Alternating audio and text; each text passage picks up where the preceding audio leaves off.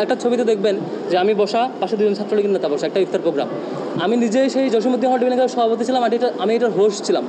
আর আমার হল ডিবেটিং ক্লাবের সাবেক একজন সভাপতি রাকিব সিরাজি, সেই ছাত্রলীগের নেতা ছিলেন, তিনি দাওয়াত পেয়েছেন ক্লাবের সাবেক হিসাবে। আবার তানভীর হাসান সৈকত, তিনি দাওয়াত পেয়েছেন, সে হচ্ছে আমার হলেই থাকতেন এবং ছাত্রলীগে তখন পোস্টেড। পদে থাকার জন্য যে ধরনের কন্ডিশনগুলো লাগে, এ ধরনের কোনো একটা কিছু আমি ছিলাম না। এরপরও একটা নাম নিয়ে কোয়েশ্চেন করার, এটা ছাত্রলীগের জন্য খালি, আমার জন্য খালি। কিন্তু সামাজিক যোগাযোগ মাধ্যমে দুটি ছবি ভাইরাল হয়েছে, এটা কি আপনার? জি, ছবি নিয়ে একটু আলাপ করি। শুধু দুটি ছবি না, আরও অনেকগুলো ছবি আসবে, আমি বলে রাখি। আরও অনেকগুলো মন্ত্রীর সাথে অনেকগুলো ছবি আপনারা দেখতে পাবেন। কেন? কারণ আমি একদম প্রথম বর্ষ থেকে ডিবেটিং ক্লাবের সাথে সম্পৃক্ত। সেজন্য দেখবেন আমি যে হলে ছিলাম সেই হল ডিবেটিং ক্লাবের সভাপতি ছিলাম। আমি যে ডিপার্টমেন্টে ছিলাম সেই ডিপার্টমেন্টে ডিবেটিং ক্লাবের সেক্রেটারিও ছিলাম। যে কারণে ডিবেটিং ক্লাবের যত স্বতঃস্ফূর্ত আয়োজন, কোথাও আমি আয়োজক হিসেবে ছিলাম, কোথাও আমি ডেলিগেট হিসেবে ছিলাম, আমি পার্টিসিপেন্ট হিসেবে পুরস্কার নিয়েছি। তো একটা প্রোগ্রামে যেমন একটা ছবিতে দেখবেন যে আমি বসা পাশে দুজন ছাত্রলীগের নেতা বসা একটা ইফতার প্রোগ্রাম। আমি নিজেই সেই জসীমউদ্দিন হল ডিবেটিং ক্লাবের সভাপতি ছিলাম, আমি এটার হোস্ট ছিলাম। আর আমার হল ডিবেটিং ক্লাবের সাবেক একজন সভাপতি রাকিব সিরাজি, সেই ছাত্রলীগের নেতা ছিলেন, তিনি দাওয়াত পেয়েছেন ক্লাবের সাবেক হিসাবে। আবার তানভীর হাসান সৈকত, তিনি দাওয়াত পেয়েছেন, সে হচ্ছে আমার হলেই থাকতেন এবং ছাত্রলীগে তখন পোস্টেড।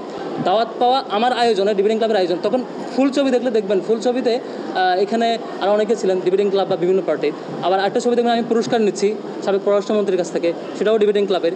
আরেকটা ছবি দেখবেন আমি সৈকতকে ফুল দিচ্ছি, সেটাও ডিবেটিং ক্লাবের। যখন সৈকতের ছাত্রলীগের যখন সে সময়ের কমিটিটা হয়, কমিটি হওয়ার পরে দেখবেন যে হলগুলোতে বা সব জায়গায় বাঁধন, ডিবেটিং ক্লাব, কুইজ সোসাইটি সহ অন্যান্য যে সংগঠনগুলো থাকে, সামাজিক সংগঠন, এই সামাজিক সংগঠনের পক্ষ থেকে সাধারণত তাদেরকে ফুলের শুভেচ্ছা দেওয়া হয়। এটা খুবই স্বাভাবিক। আপনি এই সিঙ্গেল ছবির ব্যাখ্যা পাবেন গ্রুপ ছবির অ্যানালাইসিস করে। মানে আমার গ্রুপ ছবিতে, ফুল দেওয়ার গ্রুপ ছবিতে বাকি যারা ছিলেন আমার পাশে, তাদেরকে জিজ্ঞেস করবেন যে ছবিটা কিসের, তারাই রিপ্লাই দিবে যে আমরা কবি জসীমউদ্দিন হল ডিবেটিং ক্লাবের পক্ষ থেকে গিয়েছিলাম, পক্ষ থেকে এটা সৌজন্য সাক্ষাৎ ছিল। আশা করি ছবির উত্তর পেয়েছেন।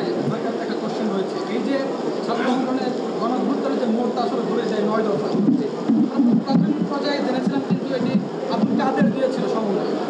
পরে আব্দুল কাদের যখন খোলাসা করলেন, শিবিরের পক্ষ থেকে এটি বিভিন্ন হাউজে, বিভিন্ন পত্রিকা, মিডিয়াতে কিন্তু এটা ছড়িয়ে দেওয়া হয়। তো এই বিষয়ে আসলে এই মাস্টার প্ল্যানগুলো আসলে শিবিরের পক্ষ থেকে করা হয়েছিল না আব্দুল কাদেরের পক্ষ থেকে আসলে করা হয়েছিল? টোটাল মুভমেন্ট নিয়ে অনেকগুলো কোয়েশ্চেন আসবে, আমি এক লাইনে যদি উত্তর দিই। এখানে এই আন্দোলনটা ছিল সাধারণ ছাত্রদের, যেমন এখানে অন্যান্য সকল দলের, সকল সংগঠনের নেতা এবং কর্মীরা যার দল এবং মতের পরিচয় ভুলে গিয়ে যার যার সামর্থ্য অনুযায়ী এখানে এঙ্গেজ হয়েছে। ছাত্র শিবিরও তার যেটুকু রিসোর্স আছে, সব ক্ষমতা আছে, তার সব ক্ষমতা এখানে এঙ্গেজ হয়েছে। কোনটা কার প্ল্যান, কীভাবে না হয়েছে, এগুলো ক্রেডিট নেওয়াটা আমার মনে হয় বৈষম্যবিরোধী ছাত্র আন্দোলনের স্পিরিটের সাথে যায় না। এখানে মূলত সবাই তার মত দল পরিচয় ভুলে গিয়ে সবাই একসাথে আন্দোলন করেছে, এটাই স্বাভাবিক। এবং আমরা এই স্পিডে থাকতে চাই। এখানে আমি কী করেছি, ওনারা কী করেছে, এই অ্যানালিসিস অন্তত ছাত্র শিবির আমরা যাবো না আর কি। তবে আমরা যা করেছি সেটা আমাদের সাথে যারা সম্পৃক্ত ছিল তারা জানেন।